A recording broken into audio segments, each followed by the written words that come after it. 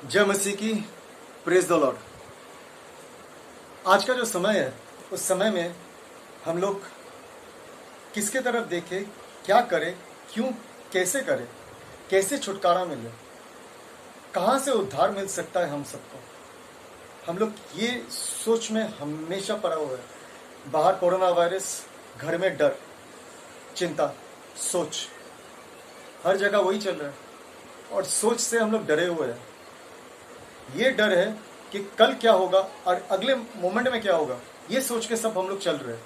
तो कैसे क्या होगा, और इस समय हम लोगों को सिर्फ एक चीज की तरफ देखना, वो यीशु मसीह का क्रूस। क्योंकि क्रूस में उसने अपना सब कुछ किया, जो हम लोगों को तकलीफ है वो सब अपने क्रूस में लेके गया, ताकि हम लोग जब उसके क्रूस के ऊपर देखें तब हम लोग को छुटकारा मिले हर एक तकलीफ से, हर एक चिंता से। सबसे बड़ा प्रॉब्लम क्या हम लोगों को, कि हम लोग सोचते बहुत हैं, चिंता बहुत करते हैं, बहुत सारा चिंता करते हैं, मतलब खुद को समय नहीं देते कि प्रभु के बारे में सोचने के लिए। तो इसके लिए प्रभु ने क्या किया था, ये किया था। हम लोग अगर वचन में जाएंगे, मत्ती का 27 का 29 में हम लोग जाएंगे। ओके, मत्ती का 27 का 29 में जाएंगे। हाँ, और कांटों का मुकुट खोद कर उसके सिर पर रखा।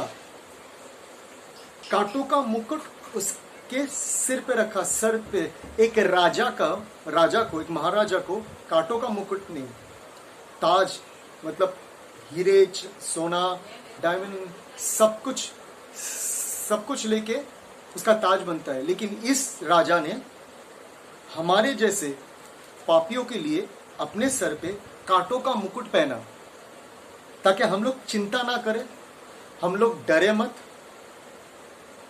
हम लोग कल के बारे में सोच के आज जीना छोड़ दें। सोच हर जगह, हर समय यहां से शुरू होता है। शैतान हमारे दिमाग में आक्रमण करता है। सेटन अटैक्स हियर, यहां पर शैतान यहां आक्रमण करता है और कहीं नहीं, सबसे पहले वो वहां आक्रमण करता है। तो यीशु मसीह ने कांटों का मुकुट सर पे इसलिए पहना था ताकि हम लोगों को कोई आक्रमण ना करे। जब हम लोग उसके कांटों के मुकुट के ऊपर देखते हैं, ध्यान देते हैं, तो हमारे दिमाग से हर एक चिंता दूर हो जाता है। शैतान जो हमारे करीब लेके आने की कोशिश करता है, जो दुष्ट सोच, बुरा सोच, टेंशन, सब दूर हो जाता है। क्योंकि सिर्फ वो कांटों का मुकुट के कारण, क्योंकि उसने वो कांटों का मुकुट अपने सर पे लिया था। फिर हम लोग मार्कुस में वही देखेंगे, मार्कुस का 15 का 17।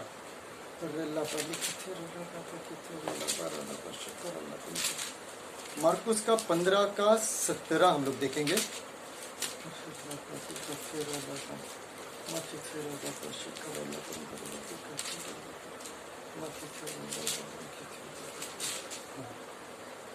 तब उन्होंने उसे वजनी वस्त्र पहनाया और कांटों का मुकुट खोद कर उसके सिर पर रखा।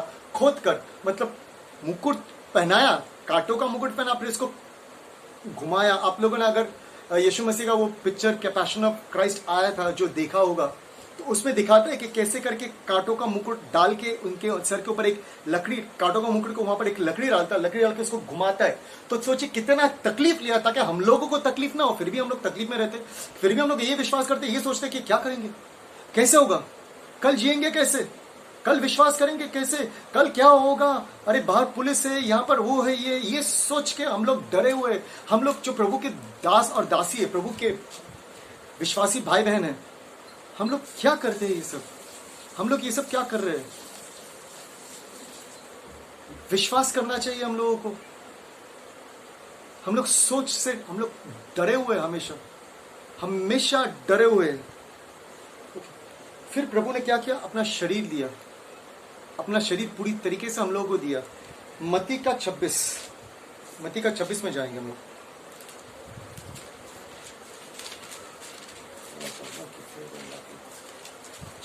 का 26 से 28।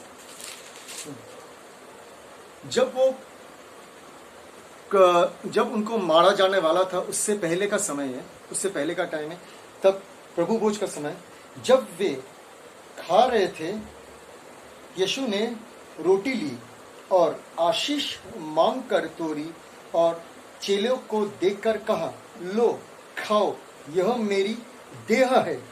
फिर उसने कटोरा लेकर धन्यवाद किया और उन्हें देकर कहा, तुम सब इसमें से पियो, क्योंकि वह वाचा का मेरा वह लहू है जो बहुतों के लिए पापों की क्षमा के निमित्त बहाया जाता है। अपना शरीर लिया, हम लोग को दिया। रोटी मतलब उनका शरीर है, दाखरस उनका लहू है जो हमारे लिए उन्होंने दिया। अगर हम लोग उन पे विश्वास करते तो उनके क्रूस के ऊपर देखना है। आज इस समय में, ये जो समय है, इस समय हम लोग को वो देखना है कि प्रभु ने क्रूस पे क्या कार्य किया है। क्या किया है प्रभु ने कार्य? क्रूस पे अपना जीवन, अपना शरीर बहाया। एक खून, एक एक जगह नहीं, एक शरीर का उनका एक अंश बाकी नहीं था जहां से उनका लहू नहीं बहा, जहां से उनको तकलीफ नहीं पहुंचा। उनका बदन से उनका चमड़ा निकल गया था, मांस निकल गया था।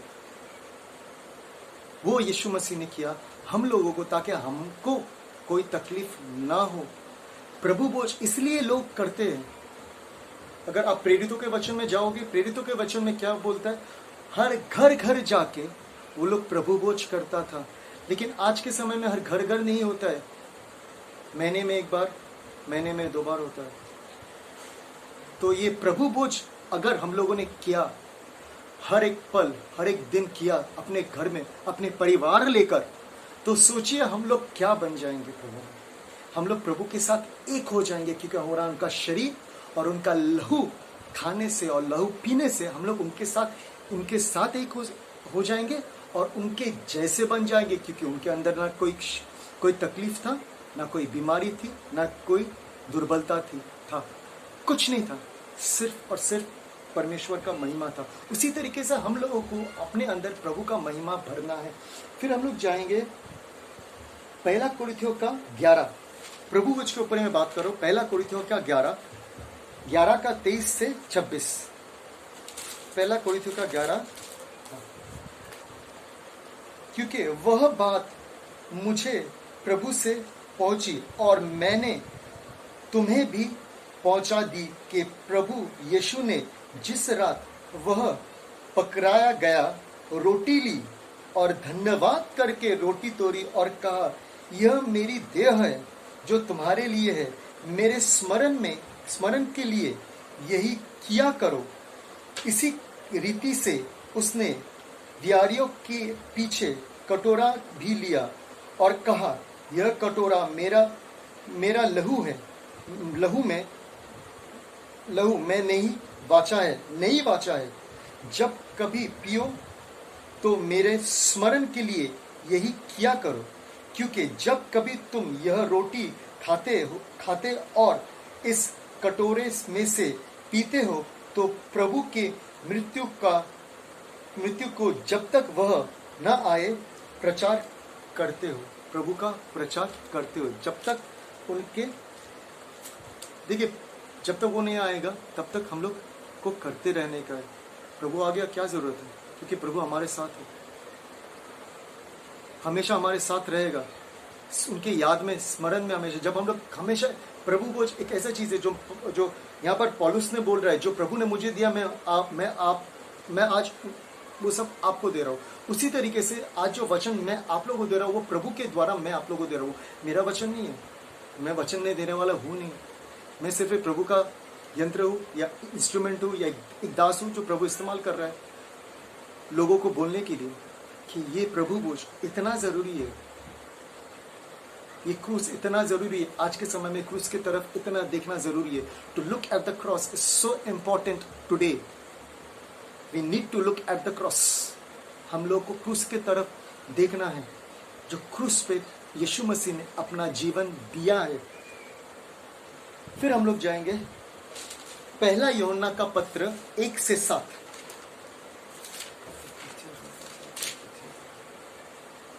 1 का 7, सॉरी, 1 यूहन्ना का पत्र 1 का 7। 7 का सिर्फ लास्ट, 7वां वचन का सिर्फ लास्ट लाइन, और उसका पुत्र यीशु के लहू हम सब के सब पापों को शुद्ध करता है। पापों को शुद्ध करता है। सिर्फ पाप नहीं, हमारे हर एक तकलीफ को, हमारे हर एक बीमारी को, चाहे वो कोरोना वायरस हो, चाहे वो कोई भी हो, वो हर एक बीमारी को सर्वनाश कर देता है। जब आपके अंदर यीशु मसीह का लहू बहता है, तब आपको ना बीमारी कोई छू सकता है, ना आपके अंदर बीमारी रह सकता है। ये विश्वास लेके चलो हमेशा। उसके लहू में उसका इतना सामर्थ्य है जो दुनिया में किसी के अंदर नहीं है, किसी में नहीं है। वो सिर्फ और सिर्फ यीशु मसीह का लहू। There is so much power in the blood of Jesus Christ that no one, never ever, no one has so much of power the power which is there in the Lord's blood.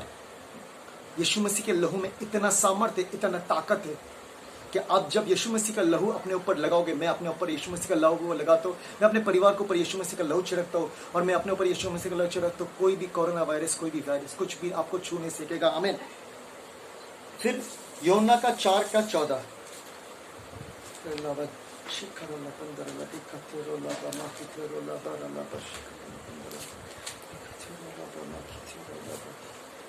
परंतु जो कोई इस जल में से पिएगा जो मैं उसे दूंगा, वह फिर अनंत काल तक प्यासा ना होगा, वरन जो जल मैं उसे दूंगा वह उसमें एक सोता बन जाएगा जो अनंत जीवन के लिए उभरता रहेगा।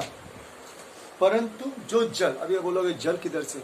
पवित्र आत्मा वो जल है जो हमारे अंदर बहता है, जो पवित्र आत्मा दिया है, वो जल पवित्र आत्मा है। और क्रूस में भी ऐसा कुछ हुआ था, क्रूस में ऐसा कुछ हुआ था जब प्रभु, जब आखिरी बार प्रभु के शरीर के अंदर जो भल्ला डाला गया था, तो उनके शरीर से खून और पानी एक साथ निकला था। हम लोग उस वचन में जाएंगे, यूहन्ना का 19, जॉन 19:34-35।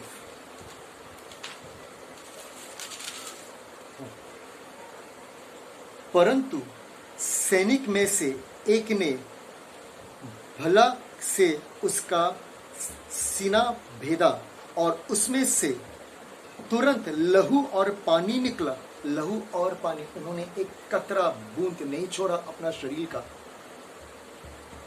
हमारे लिए सब कुछ निकल दिया, सब कुछ निकाल दिया, कुछ नहीं छोड़ा। प्रभु ने कुछ नहीं छोड़ा अपने अंदर शरीर में। कांटों का मुकुट पहना, बदन में कोड़े खाए, एक शरीर का एक लहू, एक कुछ नहीं छोड़ा प्रभु ने अपने सब कुछ दे दिया ताकि हम लोग उसमें विश्वास करें, ताकि उसके द्वारा हम लोगों को नया जिंदगी मिले, उसमें विश्वास करें। इस समय में हम लोगों को सबसे ज़्यादा विश्वास यीशु मसीह में करना है और किसी में नहीं, और किसी चीज़ में नहीं। आपको अगर उद्धार दे सकता है तो सिर्फ और सिर्फ यीशु मसीह और कोई नहीं। भजन संहिता 31 भजन संहिता 31 का 5।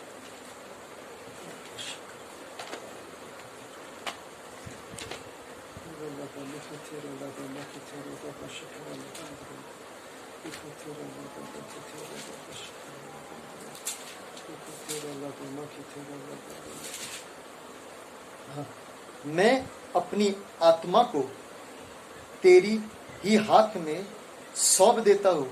हे यहोवा, हे सत्यवादी ईश्वर, तूने मुझे मोल लेकर मुक्त किया है। I'll read in English once. Okay. Into your hand I commit my spirit. You have redeemed me, O Lord, faithful God. वो अपना आत्मा पिता के पास हाथ में सौंप देता है, अपने आत्मा को पिता के हाथ में सौंप दिया। हे यहोवा, हे सत्यवादी ईश्वर, वो सत्य का ईश्वर है, वो झूठ का ईश्वर नहीं है। आज दुनिया में कितना झूठ बोला जा रहा है।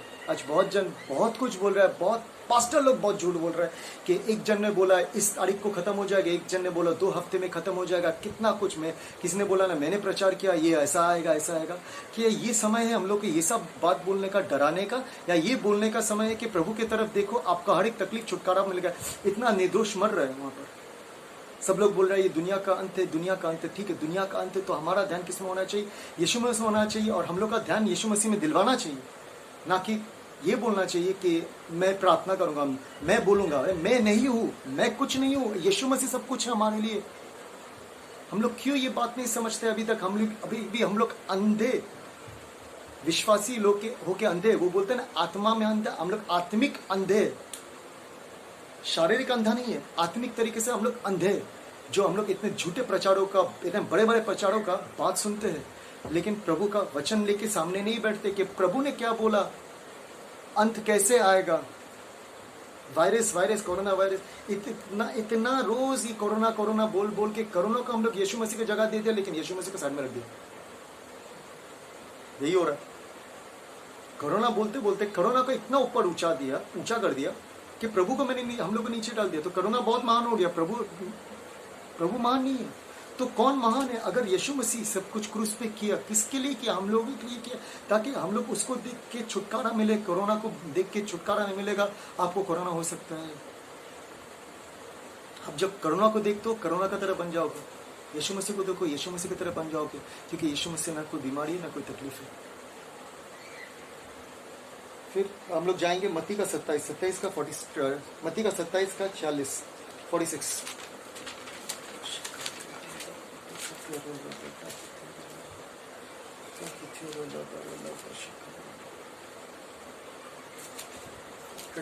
का 37 का 46।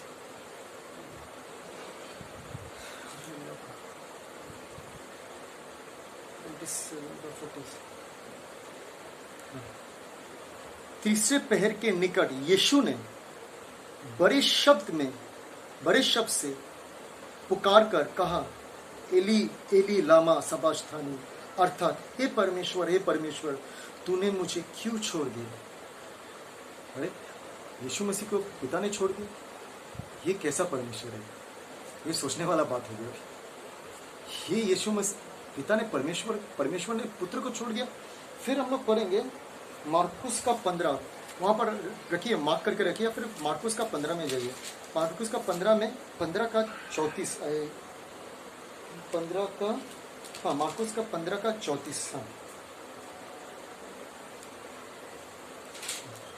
मार्कुस का 15 का 34। हाँ, तीसरे पहर यीशु ने बड़े शब्द से पुकार कर कहा, एली एली लामा सबक्तानी, जिसका अर्थ यह है, हे मेरे परमेश्वर तूने मुझे क्यों छोड़ दिया।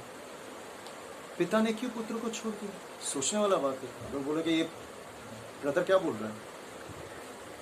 हमारा पाप इतना हो गया कि पिता और पुत्र के बीच में पाप आ गया।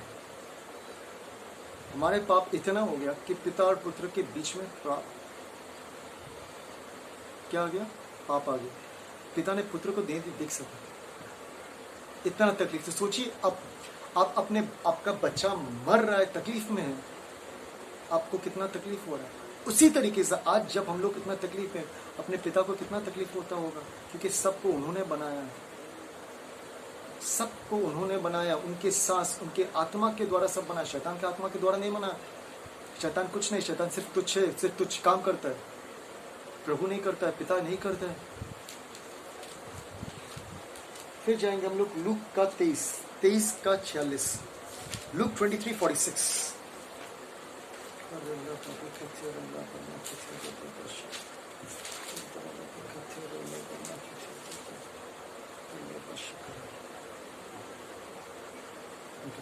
और यीशु ने बड़े शब्द से पुकार कर कहा, हे पिता, मैं अपना आत्मा तेरे हाथों में सौंपता हूँ।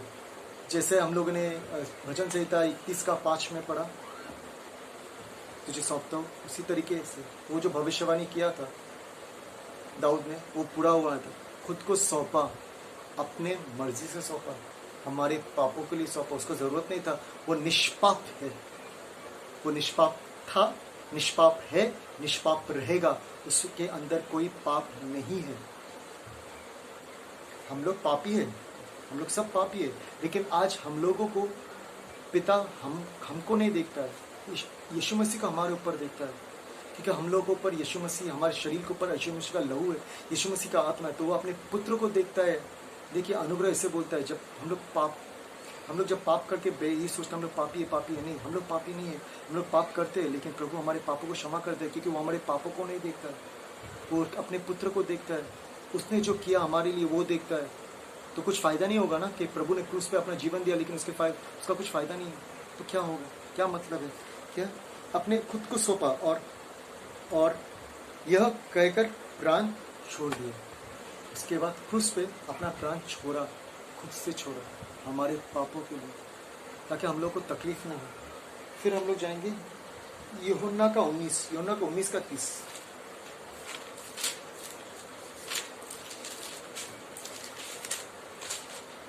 19:30 में जाएंगे। जब यीशु ने वह सिरका लिया तो कहा, पूरा हुआ, और सिर झुकाकर प्राण त्याग दिया। क्या हुआ? पूरा हुआ। जब उनके सिरका पिया, फिर उनके क्या किया? पूरा हुआ। आई रीड इन इंग्लिश, मैं इंग्लिश में पढ़ूंगा। When Jesus had received the sour wine, he said, "It is finished," and he bowed his head and gave up his spirit. पूरा हुआ, संपूर्ण हुआ, सब कुछ संपूर्ण हुआ। आज हमारा बीमारी, हमारा तकलीफ, सब कुछ उसने क्रूस पे लेकर खत्म किया, ताकि हम लोग जब अब क्रूस के ऊपर यीशु मसीह की तरफ देखें, हमारे अंदर कोई बीमारी ना आए, ना हमको कोई बीमारी छू सके। आप लोग समझो मेरा बात, कि क्रूस के ऊपर ध्यान दो। क्या किया था क्रूस पे? कांटों का मुकुट पहना, शरीर में कोड़े खाए, हाथ में कीला खाया। क्या हुआ? और उनके दोनों बाजू में चोर है। आज हमारे दोनों बाजू में, हर बाजू में कोरोना वायरस है, लेकिन प्रभु डरा नहीं डरा। प्रभु ने उनको अपना लिया, उनको बचाया। उसी तरीके से जो आजू बाजू में हमारा जो पड़ोसी है, उनके लिए प्रार्थना करना है, ना कि उनसे डरना है। अगर हम लोग प्रभु का महिमा लेके चल रहे हैं, हम लोग को कोई भी कुछ नहीं कर सकता है। हम लोग प्रभु के संतान हैं। हमारे द्वारा लोगों को चंगाई पाना, हमारी प्रार्थना के द्वारा चंगाई पाना है, छुटकारा पाना है। आमीन।